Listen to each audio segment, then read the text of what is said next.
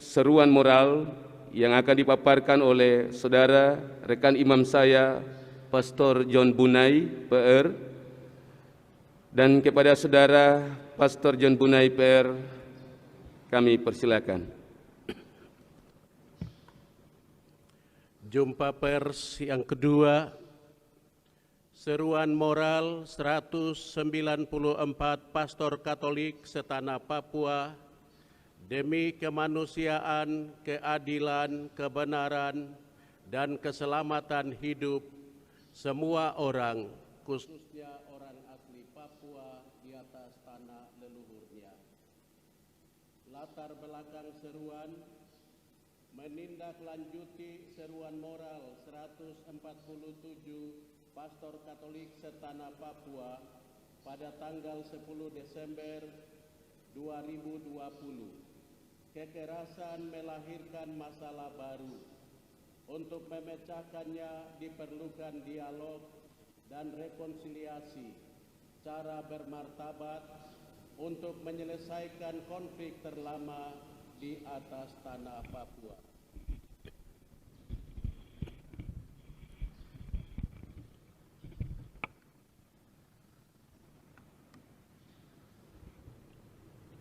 Kedua, peristiwa kemanusiaan di Maibrat berlandaskan pada liris pers pada tanggal 2 Oktober 2021.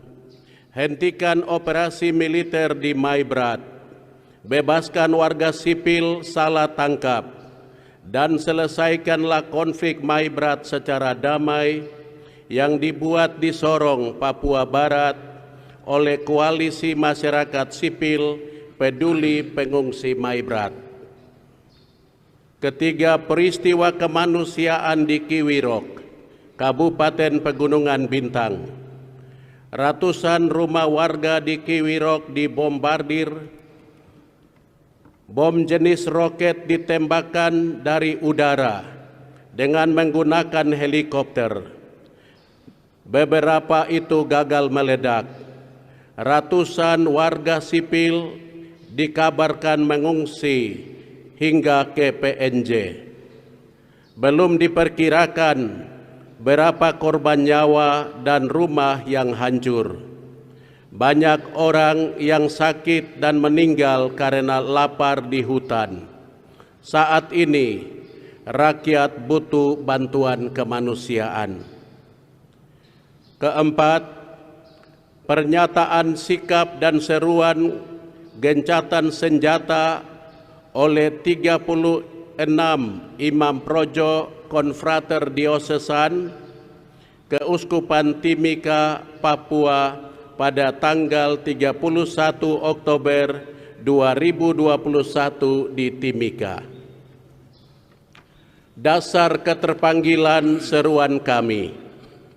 Kurang lebih 58 tahun konflik politik ideologi antara orang asli Papua dan pemerintah Indonesia berlangsung. Konflik ini memicu lahirnya kekerasan bersenjata di tanah Papua hingga saat ini. Peran utama gereja adalah sebagai pembawa damai dan penegak keadilan serta kebenaran.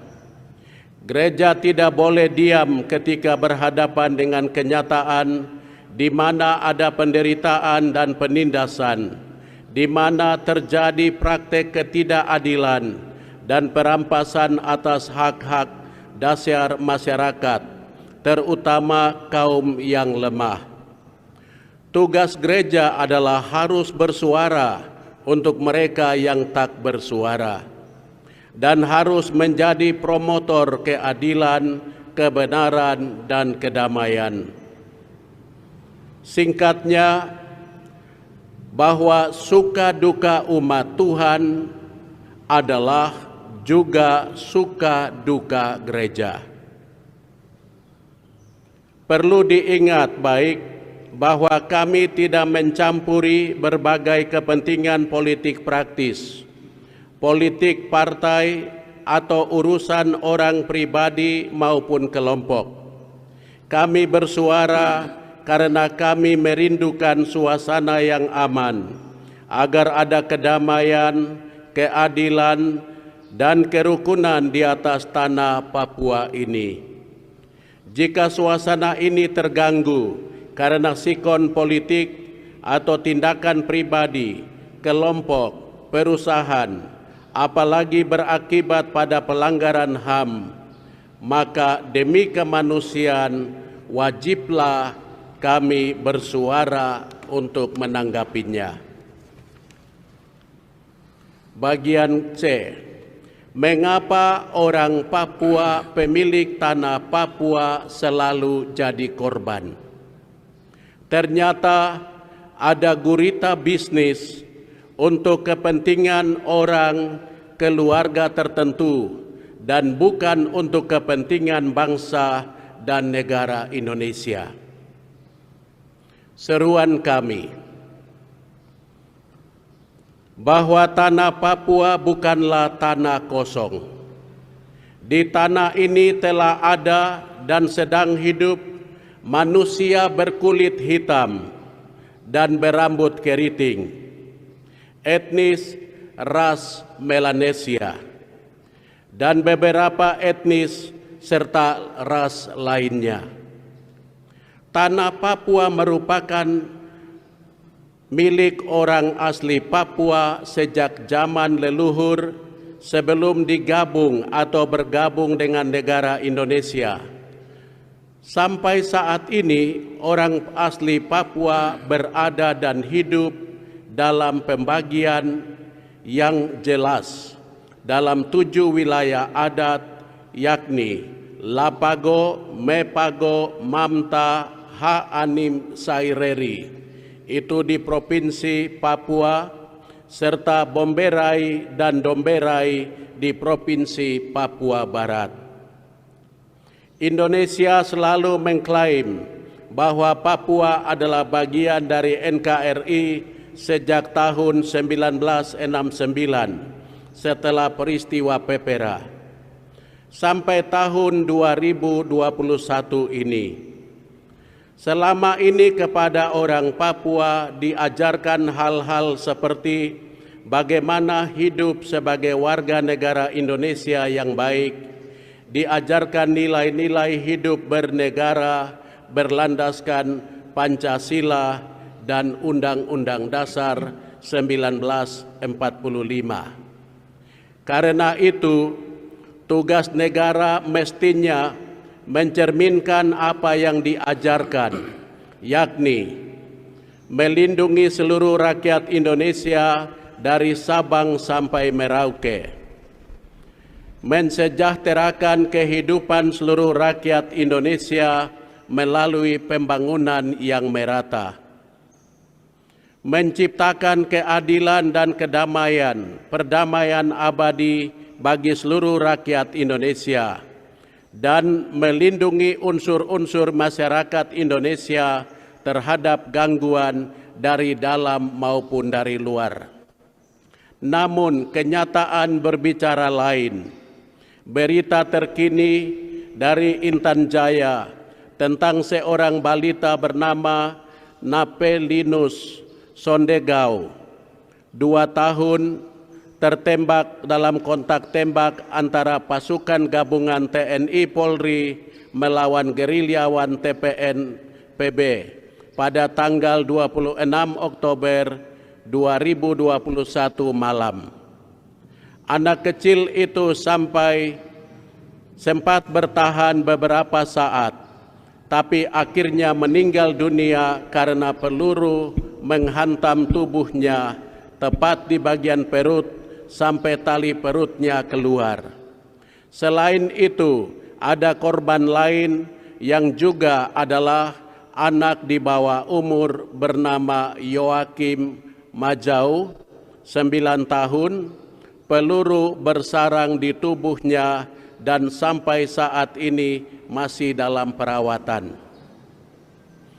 Masih banyak juga peristiwa kemanusiaan yang terjadi sejak tahun 1969 sampai dengan saat ini. Makanya permintaan kami kepada para duta besar negara-negara sahabat dan pemerintah Republik Indonesia adalah sebagai berikut. Mengingat masalah konflik berkepanjangan yang terjadi di tanah Papua bukan hanya soal kesejahteraan, sandang, pangan, dan papan, tetapi juga soal ideologi politik. Maka kami meminta kepada para duta besar negara-negara sahabat agar mendesak semua kubu yang berperang, yakni TNI, Polri, dan TPN-OPM, agar segera mengadakan gencatan atau jeda kemanusiaan. 2. Mendorong pemerintah Republik Indonesia agar segera pula membuka ruang dialog dengan orang Papua, dalam hal ini dengan ULMP dan JDP atau melalui JDP, Jaringan Damai Papua. 3. Dengan tegas mendukung diundangnya Komisioner Tinggi PBB untuk HAM supaya dapat melihat dan mendengar sendiri bagaimana kondisi HAM yang sebenarnya di tanah Papua. 4. Mencegah terjadinya saling mempersalahkan dalam sidang PBB sebagaimana hal yang sangat akan memalukan kita. Seruan yang kedua kepada Duta Besar Vatikan di Jakarta sebagai perwakilan Gereja Katolik sedunia dan kepada pemimpin negara-negara pemberi dana kepada pemerintah Republik Indonesia atas nama pembangunan dan kesejahteraan bagi masyarakat di tanah Papua. Kami menyampaikan pesan bahwa sesudah 20 tahun otonomi khusus OTSUS di Papua, OTSUS ternyata gagal dalam tujuannya. Kedua, walaupun alam Papua kaya, sorga kecil yang jatuh ke bumi, namun rakyatnya miskin. Hal ini diteguhkan dengan data dari BPS yang menyebut Provinsi Papua dan Papua Barat menepati urutan 1 dan 2 dari ke-10 provinsi termiskin di Indonesia dengan tingkat kemiskinan 28,6% dan 21,7%. Berdasarkan informasi ini, maka kami berseru kepada negara dan instansi pemberi dana demi pembangunan di tanah Papua agar dapat meninjau kembali bentuk kerjasama yang dibangun selama ini. Sebab yang terjadi di tanah Papua adalah pembangunan sarana fisik sebagai prioritas, penambahan pasukan organik hampir di seluruh tanah Papua. Di sana terjadi pemaksaan kehendak, tindakan kekerasan, pembungkaman ruang demokrasi, pembunuhan yang tidak ditindak, dan kriminalisasi terhadap awak media yang berbicara tentang kebenaran dan keadilan. Bahkan seruan para pastor pun dipandang miring, malah mereka dinilai sebagai separatis atau pendukung TPN-OPM. Timbul pertanyaan, apakah dana dan modal itu dipakai untuk membiayai pasukan yang beroperasi di tanah Papua? Apakah dana modal itu dipakai untuk menambah peralatan perang demi penembakan dan pembunuhan orang asli Papua? Apakah dana itu dipakai untuk upaya genosida dan ekosida secara perlahan dan berangsur-angsur? Seruan kami kepada anggota TNI, Polri, BIN, BAIS yang bertugas di seluruh tanah Papua. Sadarilah masyarakat sudah tahu bahwa konflik dan operasi militer yang sedang terjadi adalah suatu upaya terselubung untuk melindungi kepentingan sekelompok elit di Indonesia demi menguasai dan menikmati sumber daya alam Papua. Kami memang kagum mempunyai anggota TNI, Polri, BIN, BAIS sebagai kekuatan untuk melindungi negara dan masyarakat dari ancaman negara lain.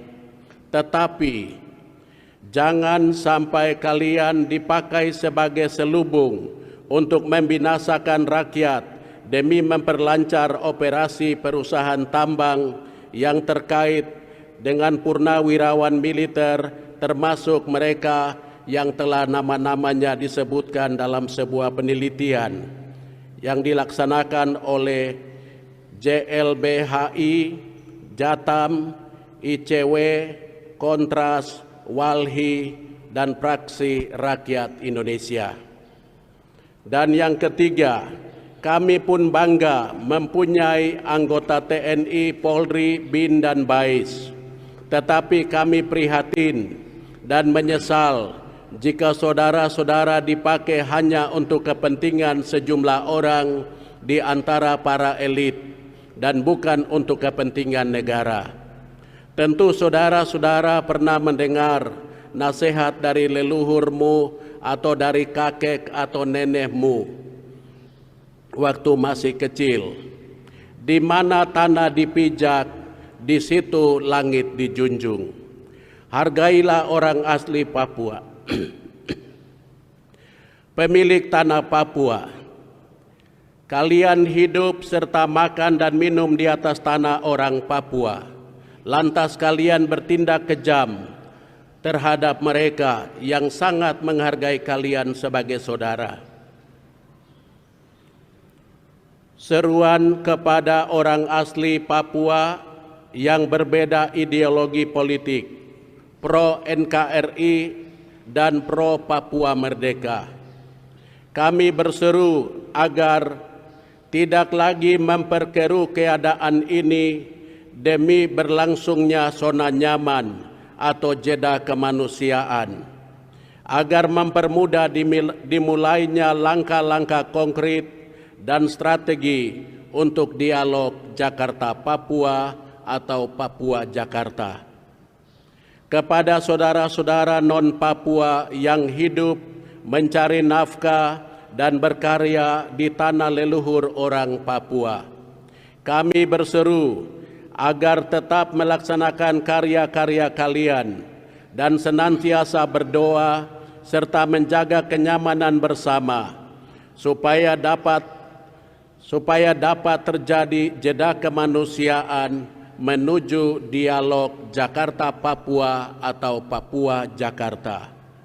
Kepada kelompok orang yang suka memperkeruh suasana di tanah Papua melalui media sosial dengan menyebarkan berita-berita bohong yang mengancam perpecahan serta mengadu domba sesama warga, kami berseru agar baik para wartawan benaran maupun gadungan supaya turut mendukung langkah-langkah menuju jeda kemanusiaan dengan memberitahukan hal-hal yang mengarah kepada pemecahan masalah konflik di tanah Papua.